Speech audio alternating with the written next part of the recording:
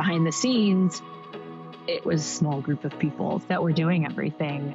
Welcome back to the GTM podcast. It's your host, Scott Barker. I want to know how this insane growth actually happened.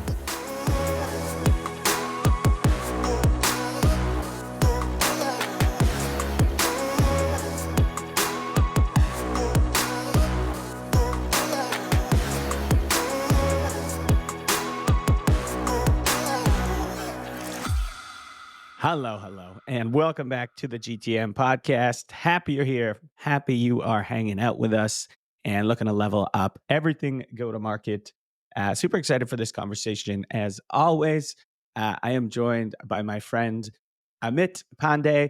Amit, welcome, man. Good to see you again, Scott. Super excited to have you here. And as always, I do like to give a quick bio just for listeners. So Amit is the CMO and EVP of strategy at Aviso AI, which is a leading revenue intelligence platform. Previous to that, Amit led marketing efforts at startups like Tact AI, which was one of the first AI assistants for sales, backed by AWS, Microsoft, Salesforce. He was also at HP, obviously next-gen computing, and Spire AI as well, which is human capital SaaS. And in a prior life, which I found super interesting, you also led product and UX at teams at Yahoo and Oracle. How was that transition going from product and UX to more go-to-market side of the house for you? Scott, it's a great question. And the timing of having this conversation this week is super interesting because I'm culminating a 5-year journey at Aviso this week, which actually started off with just marketing and strategy, and then sort of grew through 3 different roles over time into an integrated marketing, growth, SDR, partnerships, and everything else that falls into strategy these days, which at a startup, as you know, is everything. Um, I'm actually really grateful for that early career of the last sort of the first 7-8 years of product and UX, because it helped me in unimaginable ways in go-to-market and marketing. I'll give you 2 specific examples to get us started, right? One is that you think about the revenue life cycle, you think about the customer or user or buyer life cycle. At the end of the day, it is an experience design problem. It's just not an experience design problem at the level of the surface, though. It's about the structure, and it's about the incentives, and it's about the people involved. And I just think that there was a lot of this, what people call quote unquote design thinking, that I was only thinking of from a product lens, and then I had to think of this from a customer, market, category, competitor lens. And so that's been super helpful. And that's, I'm talking strategy. But in terms of tactics and mechanics, it's amazing what can happen when you can take a day in the life, or a week in the life, or a quarter in the life of someone that you're selling to, and then visualize what that was before they used your technology, and what it would be like after, in terms of these personas and their moments of pain. And then when you paint a picture, one of the best things marketing teams can do when they paint that picture is that it brings your sales, your product, your engineers, your data science. It brings everyone together, and it's sort of amazing how much visuals matter in connecting people, not just in terms of theme, but also you got to feel something. And and let's be honest, there's only so much you can feel by reading a Google Doc something. So definitely grateful for that. And the last piece I'll just quickly throw it in there is the teams, right? When you're working in product and in user experience or design and front-end engineering and all that, you're working with a different crew of creatives. And it's builders. Builders have personalities, egos, quirks, and they love using the next best thing and not the last best thing. And guess who else is like that? Salespeople. So I think there was actually this weird parallel I didn't realize till maybe my Tact days, that, oh wow, salespeople, marketers, and investors who work with them, they're kind of like designers and engineers. Like, they're always thinking about the next best thing. So I think that was super helpful, and I think it helped me maybe in go-to-market tech more than if I was maybe in finance tech or something. But yeah, some initial thoughts. I imagine it just gives you, such a increased empathy and understanding, cross functionally, in all these different business units, having led teams on kind of both sides of the house, if you will. Tell me a little bit about that journey, and what made you want to spend more time thinking about, revenue and driving revenue. I was at Oracle maybe 14, 15 years ago, in its hot and heavy acquisition years, if you will, right? When Siebel and PeopleSoft and all these companies were acquired, and I was part of PeopleSoft when it got acquired. Yeah, I'm very candid. I used to take a lot of pride in the design and the product of what we were doing at Oracle. And then I think I was at Open World or one of these events here in the Bay Area. And I was sitting down with a bunch of people, and they were like, we love you, product guys. We love you, designers. But you realize that Oracle is a sales-led company, that everything you build is going to get customized beyond recognition when we go to our Fortune 500 customers. And I was like, well, so tell me more. And, so I had these conversations with these seasoned Oracle execs. This is back at the time, Scott, when people used to not hate Salesforce for taking over San Francisco, but used to hate Oracle for taking over San Francisco. And so that seed went into my head that I said, you know what? If I have to stay in product, one, I got to go beyond an enterprise company like Oracle, because they're clearly go-to-market driven machines, not product-driven machines. So I said, let me go to the most product-driven machines I can go into. So that's what landed me at Yahoo for a couple of years. Because Yahoo and Google and all these companies were very product-led. Sales was happening on one side of the house, but and so around the start of the last decade, I got to this point where I said, I feel I've learned enough about what it takes to bring a product to market. But once you've got this product, what happens after that, right? I mean, you have these vague notions of sales and marketing and how it works, but I didn't truly understand the next journey, right? I understood the product and the user journey, but I didn't understand the market and the customer journey. But you always need a catalyst. And so my first startup, which was a company called Spire, they're still around. They wanted to build a success factors maybe a little over a decade ago. The CEO called me up he was an ex-Yahoo guy, called me up on a Friday and said, hey, startup's going well. We're seed funded. How would you like to be my first VP of marketing? It was like a sad Friday afternoon. And I said, dude, it's too early to be drinking on a Friday. I'm a product and UX guy. And, are you sure you said VP of marketing? And it was just funny conversation, but someone has to have that conversation sometimes with you. And he said, okay, let me give you my perspective. And marketing's changing. It's about the customer experience. It's about understanding people's behaviors. It's not just about campaigns and ads. And I just feel you should think about it. I was like, well, what are you doing tomorrow? He's like, well, we're working tomorrow because we work 6 days a week. And why don't you come over? And so, it was a good honeypot. He gave me a good honeypot, I would say. So, I landed up at that startup for several months and would shoot the breeze with them on Saturdays, help them for free where I could. And I convinced myself then that, that maybe there was something here. So your first marketing job, I think, is a leap of faith. I took a leap of faith. They took a leap of faith. I realized in the time I was there that 75% of what you do at a seed stage startup as a VP of anything is not the thing you sign up for.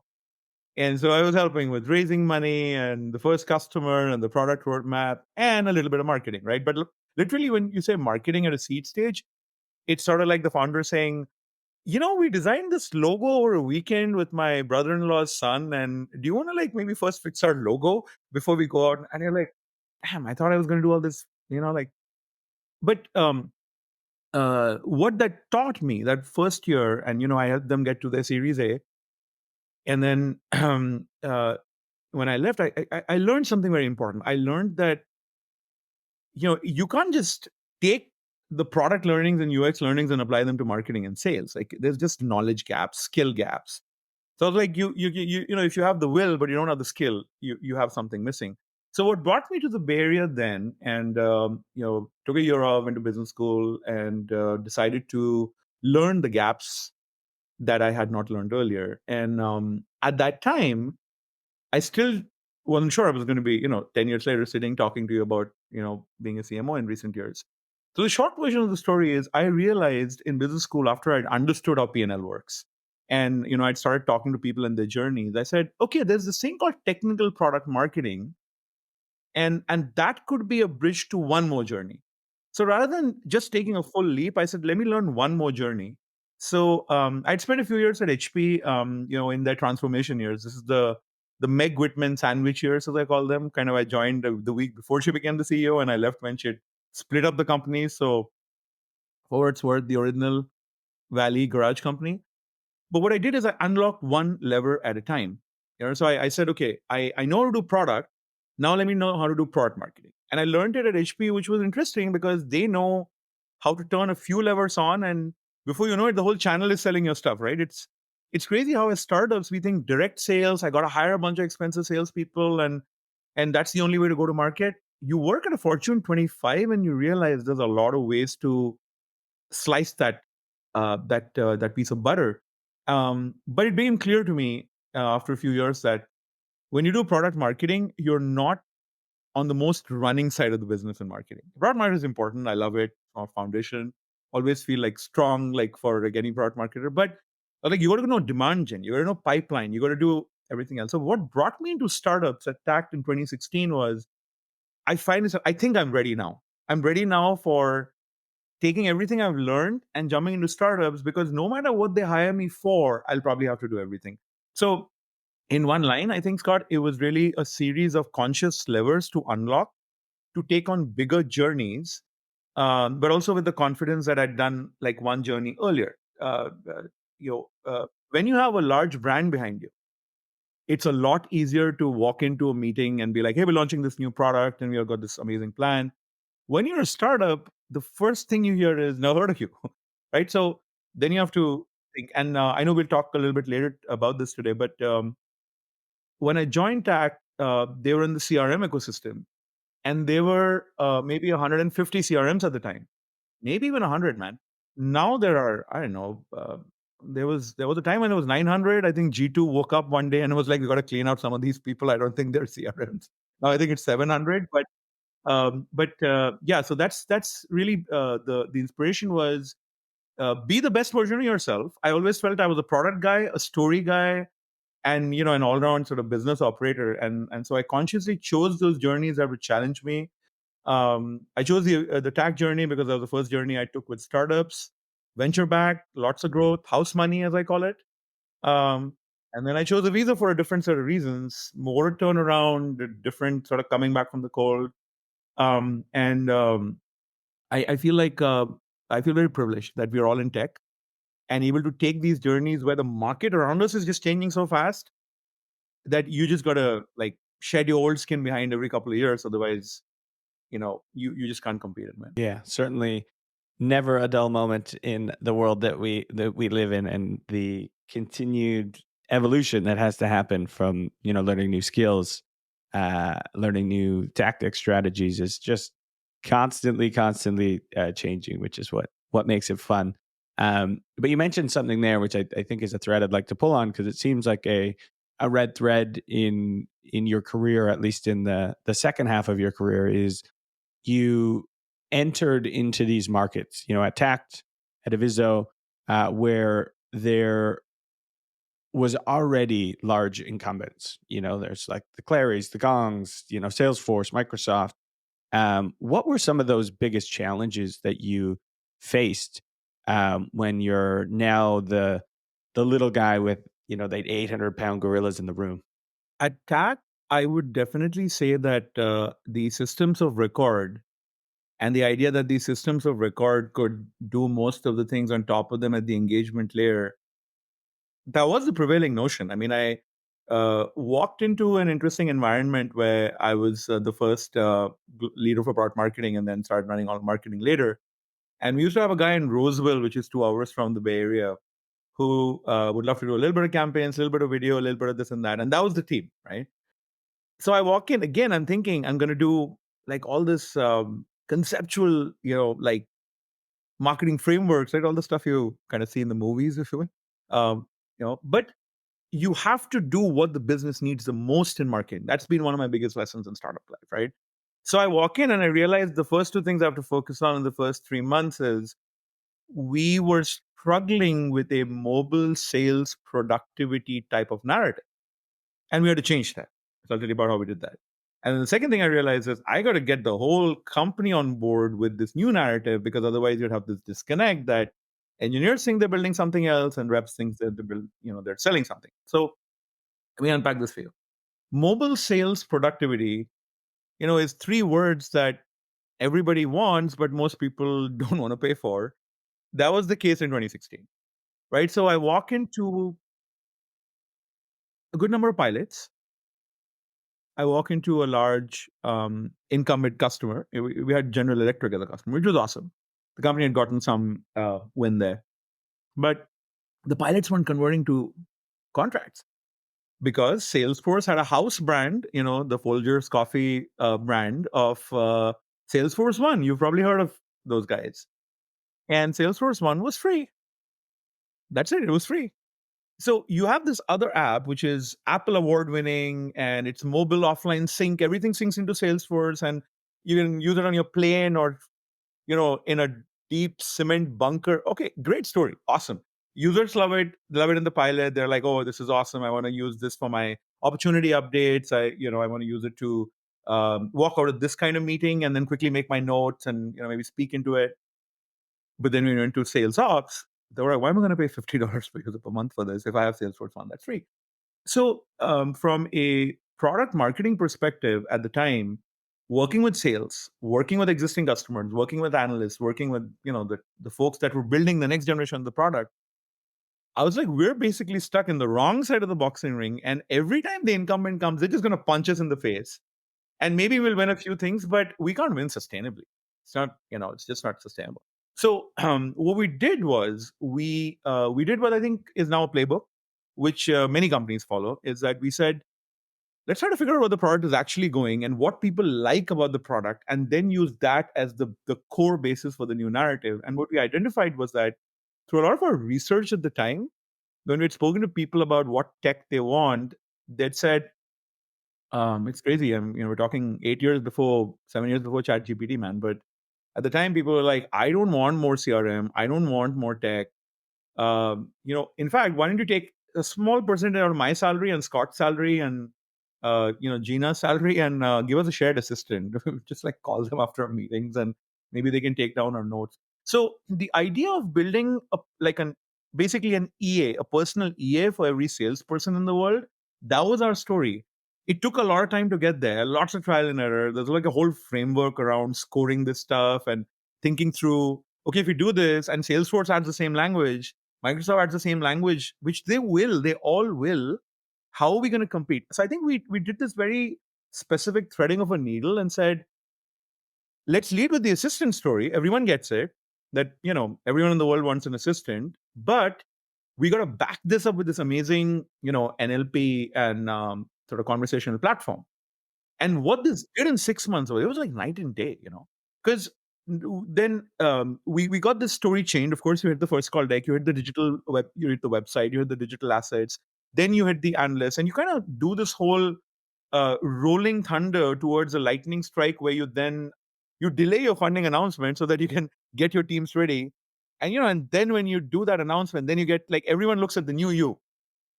Because the reality is that if the old you wasn't working, then, well, it's going to exist in perpetuity on the internet. But then, the internet forgets things fast. So even if you're a few years in as a company, you become the new you very quickly. That's what we did.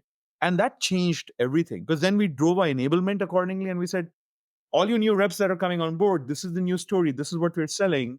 And then we went back to our existing customers. But that's what allowed us to get eventually the Honeywells, the Novartises. I mean, we're talking really large enterprise where we built upon this foundation to then anchor the ABM we did and the conceptual selling we did and so on.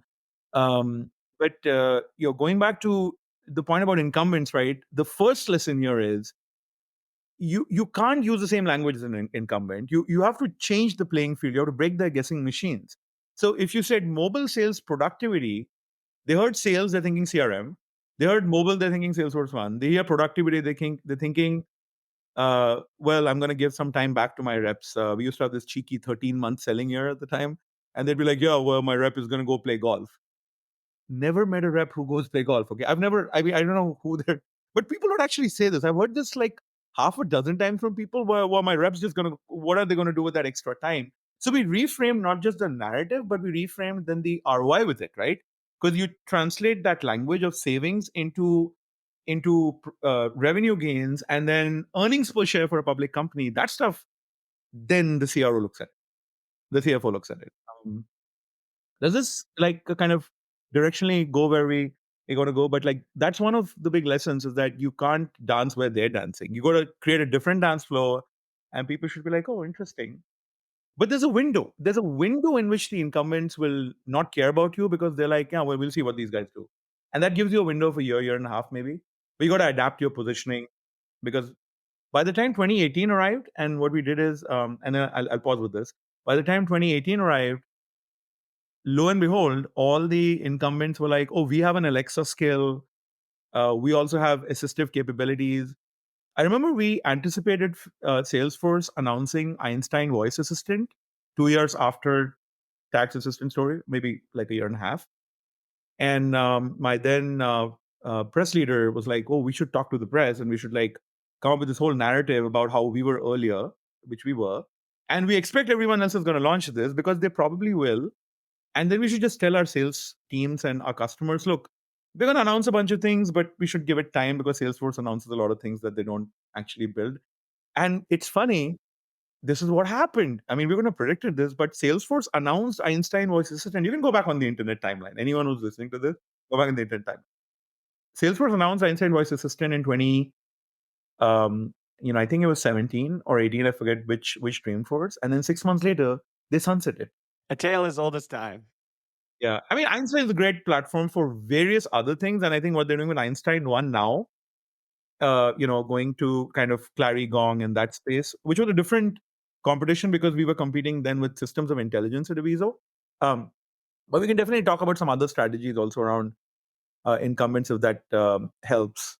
Yeah, no, that's super helpful. And I love this idea of, changing the playing field. I think this is something that, we did well at Outreach back in the day too, is we would switch the category and what people expected from the category. And then the bigger players would have to catch up and the smaller startups would have to now build out, other features and functionality. And a lot of times, like you said, it was just around new positioning and new messaging that you're taking to the market, and it could accelerate everything. What other specific strategies did you find most effective when you're competing head to against these giants in the industry? Obviously, your speed is a big factor. You can make changes much faster than they can, both from a product and a marketing standpoint. What else kind of worked for you? One thing I'll mention about Outreach, since you brought it up, is huge fan of the early to mid years of Outreach. I mean, it's a the way Salesloft and the incumbency was sort of challenged with this sort of this ground. It was like a groundswell and fire, right? And that's, I always feel like a groundswell where a lot of people just like swear then by this kind of new product. It requires just a lot. So you found that team that did it, and I'm glad you brought it up. They've done so much for the industry. Let's talk about some specific tactics, right? So let's talk about events now.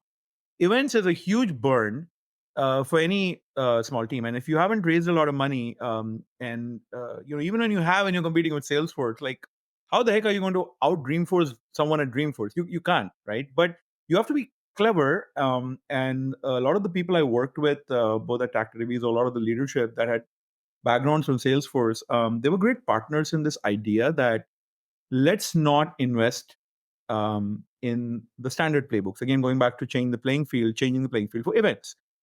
Specific strategies. I mean, don't get me wrong, I did my first and last booth at 2016 Dreamforce. It was a week after I joined Tact, and it was actually crazy. It was part of my interview process. The CEO asked me, like, what do you think we should do? And I said, well, what are you announcing? He said, we're doing this Alexa skill. I was like, well, what if you had SDRs walking around like, giant Alexas with like Mickey Mouse gloves? And I was like, it's a great idea. I get the job. And then one of the guys who was transitioning out at the time was like, hey man, by the way, we're doing this thing. So you're going to take this over. And I was like, oh shit, the SDRs are going to hate me. But you know what? It helped because we had the last booth in the corner, which is what you get for 50K, right? You know how that money goes. And then we did some cheeky things like we're like, hey, why don't you guys stand at the main booth outside? And I think where it got too much was there was this one SDR I had who then kind of fist bumped Mark Benioff and he was walking about. So we got a call from their team saying like, why are you guys up there? You're supposed to be at the booth. These things are supposed to be at the booth. Your team can't be. But I was like, okay, I looked at my leads and I got like 500 leads and none of them were useful from that Dreamforce. It was job seekers on. So the playbook specifically was private events, book them a couple of months in advance, do very bespoke campaigns to the C-suite, which is going to be in this iron velvet rope that Salesforce has around the people it wants to cultivate. And so if you got to get them out of Dreamforce, you have to elevate the narrative quite a bit. And you need to, like make them feel like they need an escape from Dreamforce, if you will. So we've actually done versions of this strategy at both Tact and Aviso in different ways. And it's always been very powerful because what happens is you get these execs who don't want to leave Moscone Center. And you don't want to meet them at Moscone Center because you'll meet them in 15 minutes. So we've done various things like having these people picked up. There was one of the things that got us our Novartis, which was at that time the company's biggest deal in its history, and actually pivoted Tact eventually into life sciences, which it stayed in for many years till it got acquired earlier this year. It's crazy that it started with Novartis. Novartis was an inbound through marketing's efforts. They call us up from Dreamforce saying, we got 15, 20 minutes. Can you guys come meet us at Moscone? And we're like, there's a car 5 minutes away from you. If you'd like to come meet us at the Hyatt, we can drop you back to Moscone. And they're like, well, will it have space for 2 people? We're like, oh yeah, it's a chauffeur-driven Maserati. And the way we got the chauffeur-driven Maserati was that there was an office manager I used to have in Redwood City who knew the founder of a company called Boom Limo, which is now shut down, which apparently the really famous people in Silicon Valley like Zuckerberg used to use. And she was like, look, I can get this at a really good rate. And we should just book this for 2 days and tell everyone that they're going to have this like chauffeur-driven experience. I never sat in the car, by the way, right? So I don't know what it's like. Never been in a chauffeur-driven Maserati. But so these people come in and of course, you got someone greeting them. You got someone taking them upstairs and you're on the 34th floor of the Hyatt. This is the year where Freshworks had done that blimp around the sky. Fails. So you're elevating the experience. You're making it targeted. Everything is designed to not sell. This is so important, right? Nobody wants to be sold to, man. It's just the way it is, right? But people want to buy. And so you make it more sort of a guided flow so people can talk strategically for an hour if they want to. The first day they left in 90 minutes. Then they came back the second day with 2 more people. And then the third day. And then the next day, twice as many people as that Redwood City office could fit, which was like 9 people or something, or like 10 people in the office. Twice as many people show up from Novartis. And literally my office manager is like, I don't think we have a room large enough for like 16 people because, this is people from Novartis, from Europe. They all come on a pilgrimage to the valley. So they're engaging deeper and deeper. It was a 4.5-month sales cycle. And so this is one example of hacking events, if you will. Maybe hack's not the right word, but using events strategically. And we've done this over the years to build large enterprise pipeline and drive conversations forward with like a design sort of private experience. But let's talk about talent. If you don't have a lot of funding that you're working with, I think we definitely we saw more of this in my last startup, right? Because we raised one round back in 19, and then we raised money from angels and such, but we've never done an institutional round since then. And so I was working with a really frugal team. The marketing team, when I walked into this company 5 years ago, was me and a guy who gave me 3 pages of passwords. He was like, this is the tools I think you guys, the previous teams were using. I was like, well, it was like, yeah, they've not been here for a few months. It was, we had a new CEO and a new investor and all that. But I was like, okay, great. I kind of think this is going to make me a different marketer because it's just me. And so every move I make, I can't make another move, right? So if the board says, hey, turn on campaigns, it's like a tap, right? if I turn that on and I don't get results in 3 months, it'll be like, I don't know what he's doing. So I had to manage this expectation of the board at the time that, look, we should not do campaigns right now. We got to get the story right. So I repeated a Tact at Aviso, but in a different context because we were up against Clary and Gong and, not Outreach at the time. Now everyone's in sales engagement and everyone's sort of competing, but everyone's in revenue intelligence also and everyone's competing. But so at the time, one of the things I did is I said, okay, let's take a bet on someone really early career. I had an intern at the time who had worked with me at Tact and had been part of, she was an economics undergrad from one of the Southern California colleges. And I was like, well, an economist in marketing, can't go wrong with that. They're pretty rigorous. And she was pretty rigorous. I mean, I remember we did not have any money to spend on account-based marketing. So what she did was she came up with this like super detailed process flowchart on how we could get everyone in the team to assemble these boxes, experience boxes, sort of like dimensional ABM. And she was like, what we'll do is we'll do a happy hour at 5 o'clock, and then we'll tell people we're doing this activity at 3 o'clock, or we'll do an assembly line and we'll get everyone in the company to basically help us make these boxes. I was like, you're a genius, go for it. I'm getting out of the way. I think when you also keep your mind open to talent in Mexico, Canada, I worked with an agency when I came into Visa. I said, I don't have the luxury of hiring the best designer right now that I can hire full-time in the Bay Area at, the prices they come for. But I knew this amazing agency in Canada. I'll give a shout out to them. They're called Red Stamp.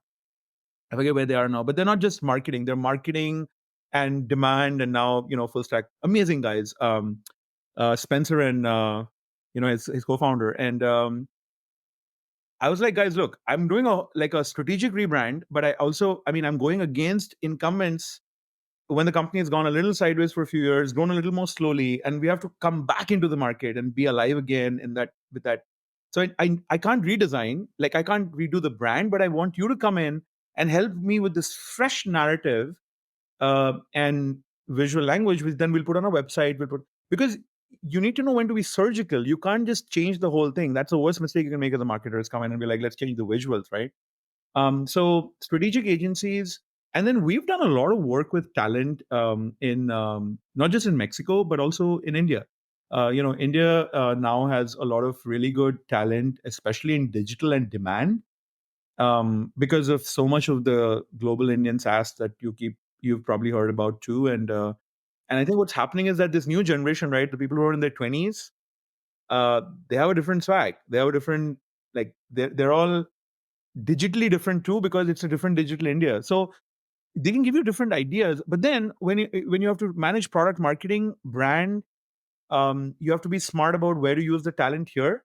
So you can, it's almost like sliders, right? And you take some sliders and move them to the left, some move them to the right. So that's the second. And the third is tools, man. I mean, for what it's worth, I've never really invested in too many tools too early on. So my Martech stack, if it was like maybe like 24 tools, is probably like on the far lower side as compared to what most of these. I mean, I have a feeling that Gong, Clary, Outreach, everyone's stack is like way bigger. But part of it was because I said, well, you can't solve the digital problem and the demand problem till you solve the previous problem, right? So it was like unlocking a different lever every time. And the one thing I can say to you about tools is that some tools just deliver so much more than others, right? I mean, intent tools, we started picking those up 2 years ago. And now it's hard to think about a life without intent tools because they help you in a different way. HubSpot, I've stuck with them. I like the brand. I don't think they've done much to add to the product in recent years. But I probably wouldn't switch to like Marketo. But where I'm going is that like pound to pound, these newer tools, and I think every CMO and you should consider newer tools, right? Because the older marketing tools are marketing systems of record too, right? I mean, whatever played out in sales tech, that is going to play out in every part of tech, I feel. So that's kind of my three to just share is like you can use signature experiences to elevate the narrative, like appear bigger than you are. Uh, there's so much more that can be done. I remember having this meeting with Scott McNeely once, and he told me that he said that we just did so much stunt marketing that everyone thought we were number 3 after IBM and Microsoft, though we were number 46. And I was just like, I feel like a lot of us have not. I'm saying this more broadly, but I feel like in the modern era, people have actually lost their appetite for that kind of stunt marketing. And a lot of these like original gangsters from tech in the 90s and the 2000s, I feel like we can learn a lot from that. I mean, everyone who's tried to copy no software, and the testers, it's not worked for anyone else. Because come on, you got to do your own thing. You can't reverse engineer Mark Benioff because he's already thinking something else. Um, the last thing I'll say is, I talk sometimes about air game, ground game, and mind game, and maybe I'll end my observation with that, which is that air game, of course, you got to elevate, and if you do a few things right, one of the leaders on my team, Kevin, right now, who's the SVP marketing here, I hired him a year ago. Kevin's this amazing person on the brand and events and press side of the world, and he was able to get us conversations with NASDAQ and coverage in Times Square last year. And I can tell you that I think pound to pound, our NASDAQ investment, because we were invited, we didn't pay for it, was higher ROI than things like Club NASDAQ, which other players may have done and spent hundreds and thousands of dollars on. So I think that helps with air game, right? You do nonlinear things on air game. Ground game is really about sales, right? And how sales executes your ground game. So I think there was a period when I think I was, I delegated that over time and had other leaders run with it. But I always owned enablement. At Tact, I always owned it end to end.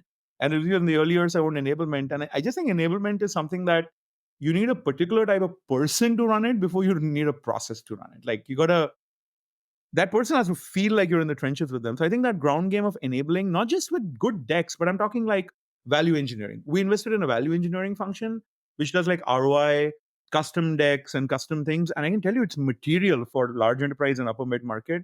And it's been super good. So you give something to your ground game of your sales reps and your customer success reps that they can use. But at the end, it's a mind game, right?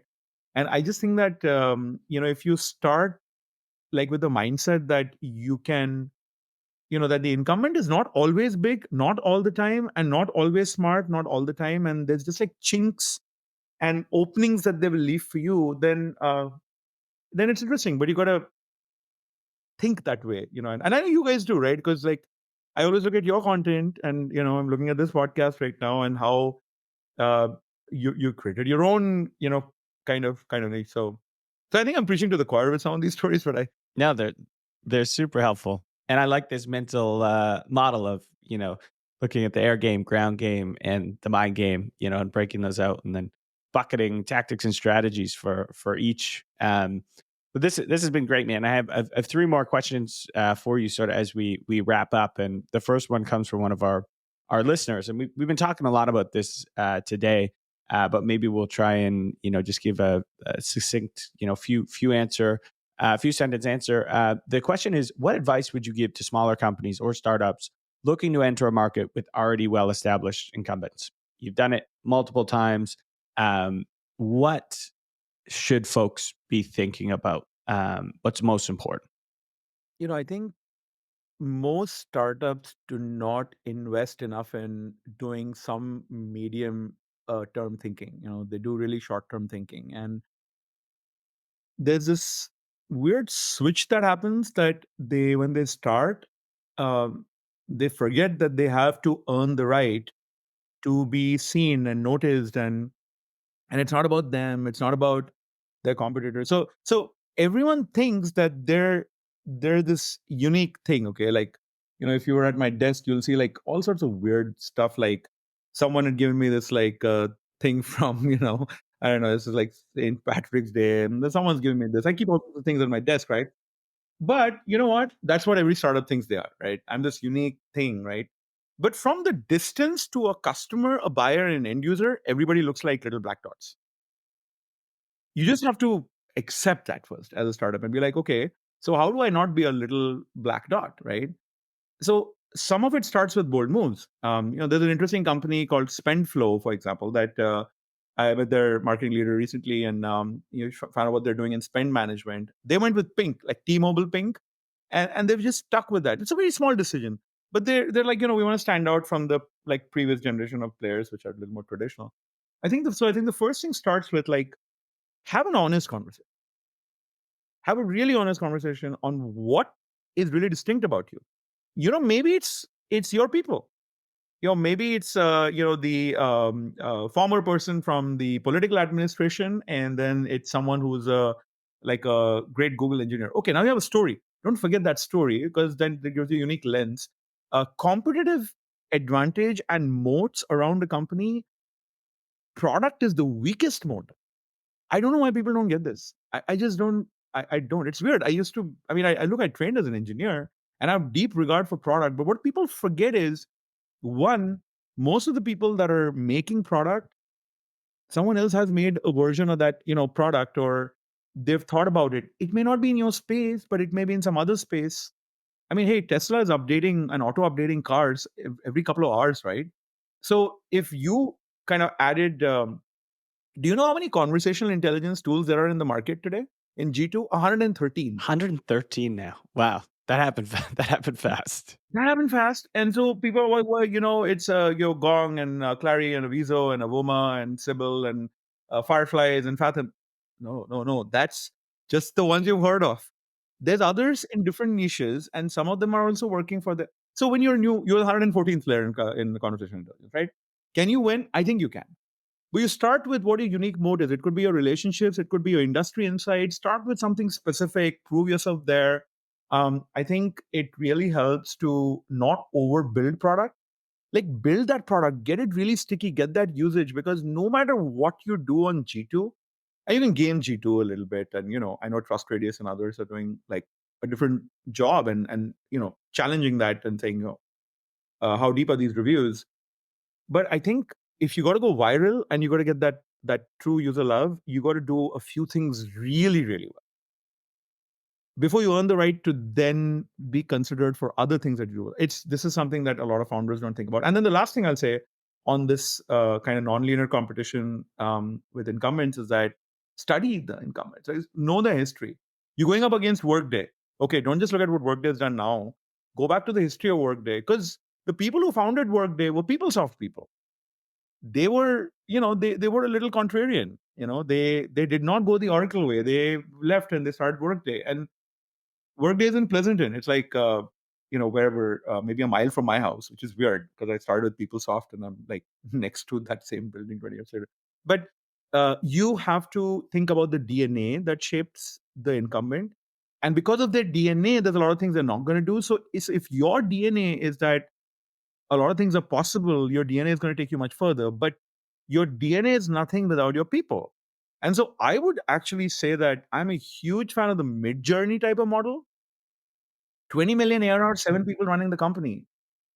I mean, I have family in across the US and some in the UK and some in India. I got to tell you, people like me, and I'm sure you have enough experiences like this too. We cannot live without WhatsApp running it's our control panel, right, for family and everything.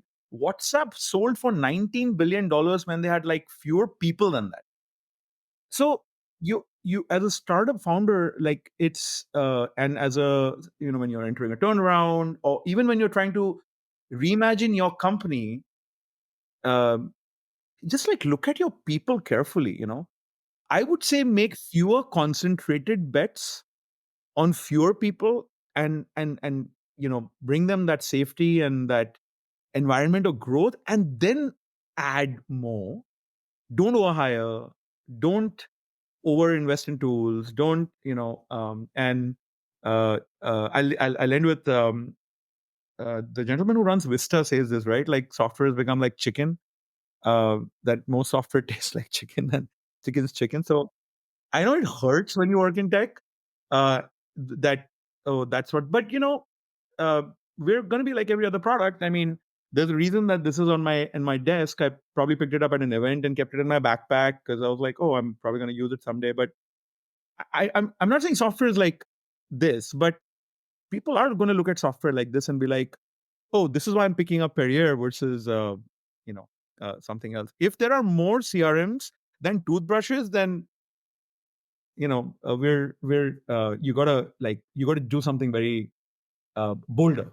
You gotta do something bolder. Great advice through and through.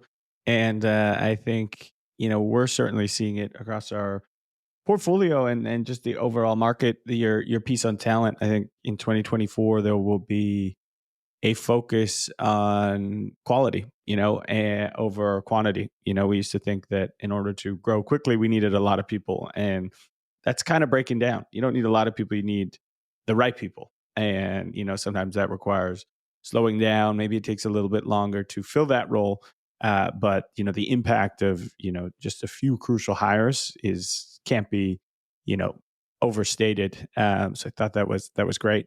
All right, last two questions. I always like asking this one. There's some fun answers that always come. What is one widely held belief that revenue leaders still have today that you think is bullshit or no longer serving us? Just add water. The whole model of I got to go after this new market, so I got to use the old ways of territory mapping, and then I got to get RVPs and AVPs and AEs, and then to support that, I got to get like this many solution engineers. I think that model is breaking down, and one of the reasons that model is breaking down is that it is a relic from the command and control era. Right? If you think about it, like that's the way armies think. And if you look at the best armies in the world, this is something I learned a lot from some of the folks I worked with, including the CEO of Aviso. That he's a good military historian, right? So just like talking about the old wars, the 300 war or the Genghis Khan wars or whatever, it's very interesting that the best armies actually had very nimble strategies. They figured out a way to, so I think that revenue leaders often forget that if you think about the best development teams, it's a few people that have just broken out. You look at the best marketing teams, look at the best agencies that created the best ads in the history of ads. It's a few people that have done it.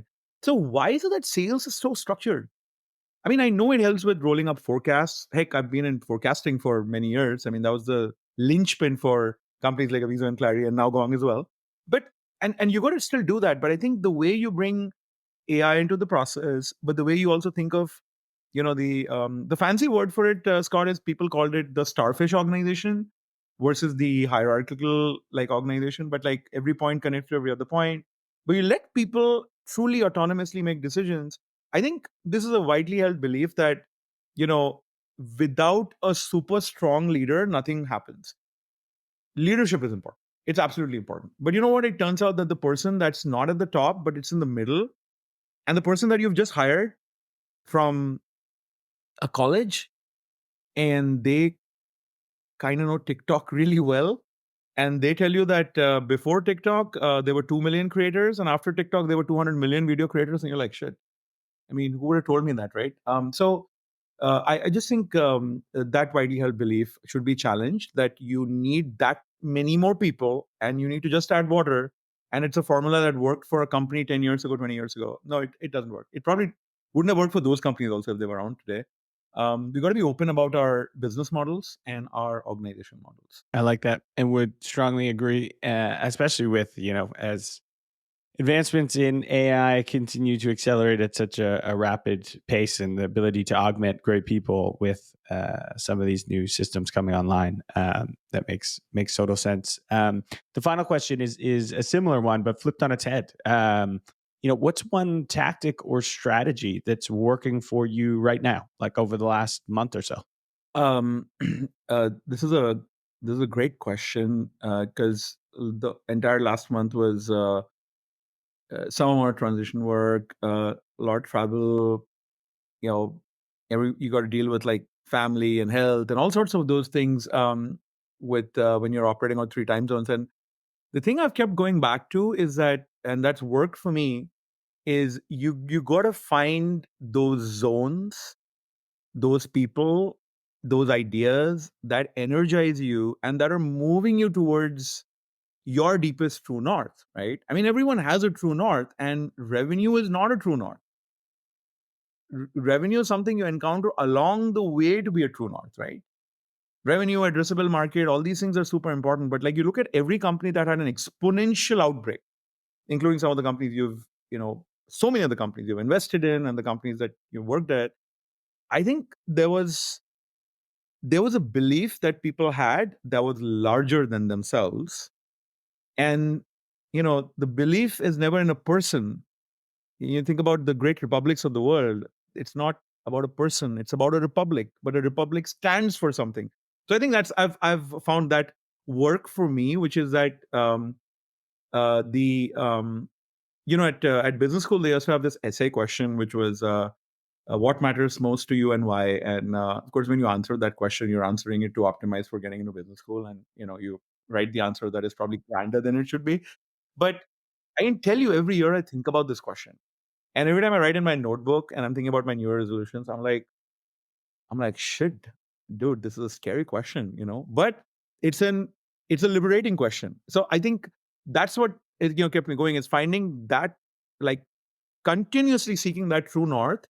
But you just can't do it alone, and you just need the ideas of the future to inspire you. You need the energy of the past, and you just need a few good people around you, and then you can keep turning the wheel on new things. And I'll leave you with this last observation, that this is one of the things I love about the GTM community, that I've told Sophie about this a few times we've connected on this, that I feel like this idea of paying it forward, paying it backward, paying, like, you're, because we're part of this larger system, right? This is one of my favorite things about the fund. And, talking to you today was just a reminder for me about how much I love the community. And that's why I enjoy meeting people even outside of those formal events. I've at least had a few I've met here in the Bay Area.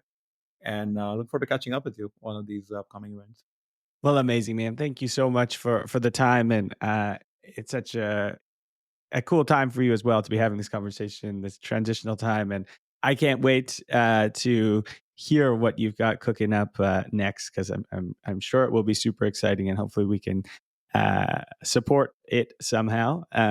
But I think it's a great place to wrap up. Stand for something bigger than yourself. That is a big part of our DNA at the GTM community, and the give first mentality. It makes all those long nights and early mornings trying to hit our revenue targets all worth it, So thank you again. And for all of our listeners who hung out with us today, appreciate you. Go check out the GTM newsletter if you haven't subscribed already.